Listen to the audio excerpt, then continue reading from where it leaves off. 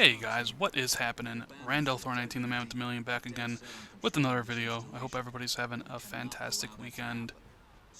Let's get right into my Halo Wars 2 review. So, I finished the campaign, I played a bunch of Blitz, I played some multiplayer, I played some skirmish. I've done everything that Halo Wars 2 has to offer, so now I can properly talk about it. So Halo Wars 2 is the newest exclusive to Xbox One, or Microsoft exclusive to Xbox One and Windows 10. It is an Xbox Play Anywhere title, which means if you buy it digitally on either of those platforms, you get the other copy for free.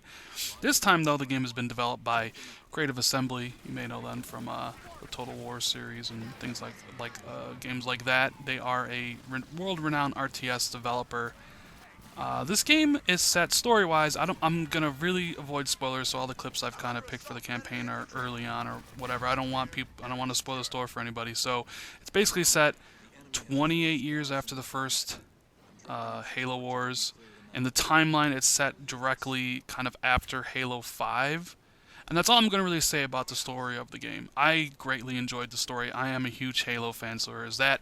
Now, when talking about RTSs, just keep in mind, I am not an RTS guy. I barely play any of these because, let's face it, I'm not good at RTS games. I never have been. I enjoy watching good people play games, play RTSs like StarCraft and stuff, but I am not good at playing it. So when I played through the campaign, I played half of it on normal, and then I played half of it on easy. It took me about 7 hours to complete the campaign. And I gotta say, I really enjoyed the campaign. I like the story. I like where they're going with Halo Wars 2. I like what the setup for maybe the next game, maybe some kind of lead into Halo 6. But that's not to say that the campaign doesn't have its issues, because it does. I enjoyed the levels that were kind of unique. Outside of your normal RTS things of build a base, build stuff, build units, research, and then you win by destroying the other bases. Like those ones, they're okay. I didn't really prefer them. I preferred ones where you were behind enemy lines and you had to save prisoners and things like that.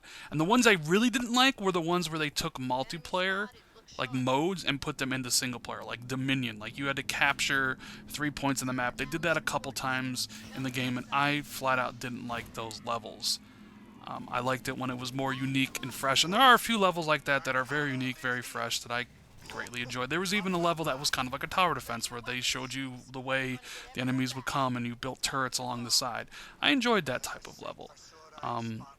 So the campaign was good for me. I played it by myself. You can play it in co-op if you want, which I think is probably the better way to experience the game. You have a whole bunch of units at your disposal to choose from. Leader powers that you can call down, whether it's through healing your units or dropping down archer missiles. And all these things are also available in the multiplayer when you play online. Now, of course, I would be remiss not to mention the absurdly awesome blur cinematic cutscenes that happens during the game. Those cutscenes are so good, but the problem is there's not that very many of them. I really, really hope maybe one day Microsoft makes a Halo game and hires Blur to do an hour and a half movie, because those cutscenes, oh my god. There was parts where I was like, man, I hope I get a cutscene after this level because I want to see that goodness. And yes, they really are that good, guys. Those Blur cutscenes are quite amazing. But the campaign I enjoyed, like I said, 7 hours. Some levels are better than others. Some levels aren't very good.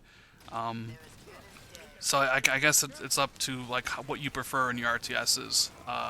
But I mean, I kept on playing the game. I wanted to see where the story would bring, how the story ended and stuff. So I'm extremely satisfied with the campaign. As far as how it compares to Halo 1's, I think Halo 1's may be a little bit better, but that might be because I played Halo 1's campaign in co-op, and I greatly enjoy playing games in co-op. I am planning on playing this game again on Legendary difficulty in co-op, so I can experience it, on the highest skill level possible. I mean, plus I gotta get all the achievements, right, So, yeah, let's take a look at the main menu for anybody who wants to see it. So you got the campaign, multiplayer, Blitz. There's your tutorial section, your skirmish, and the store to buy things. As you can, I already said, campaign, you have 12 levels. You also have bonus objectives, optional objectives. There's skulls that you can get that modify powers and things like that. There's the theater, which obviously anytime you want to replay the Blur cinematics, you can to your heart's content. We also have the regular multiplayer. This is not the Blitz mode. This is the one without the cards. It's your basic build bases, gather resources. You can tell there's, 8 maps here that you can play on. There are the different type of settings. You can play Stronghold. You can play Deathmatch. You can play, I think the other one is Domination. You can set the settings to whatever you want, playing custom matches or against people online. You can play with bots and with your friends. And then next up we have like the tutorial. You got your basic, advanced, and blitz that show you how to play the game. Useful information. You should go through those. They tell you how to play. This is Blitz mode. I have a Blitz mode, pack unpacking, which I did the video before this, so you check that out if you want. And here's some more skirmish. You can play skirmish against the AI if you want. You got the daily challenges and weekly challenges, which gives you packs and XP, as long as with your multiplayer there. Which when I record this, I hadn't played any multiplayer, but I played a bunch of Blitz now, as we're going to. So this is Blitz mode. It's my second favorite mode in the game outside of the campaign. I really enjoy this Blitz mode. I like the idea of putting down cards in rapid succession instead of building bases. And you can tell the cards. You get a deck of cards with 6 or 7. There's 7 leaders, and some of the leaders have specific cards. The number at the top of the card has the energy, how much you can call it in, and it's basically domination. You capture 2 points, you score, and if when you reach 200, you win. Here I am calling in a leader power to drop onto this guy. I'm gonna destroy him because he was even worse than I am at the game, and I'm gonna take over this little piece right here.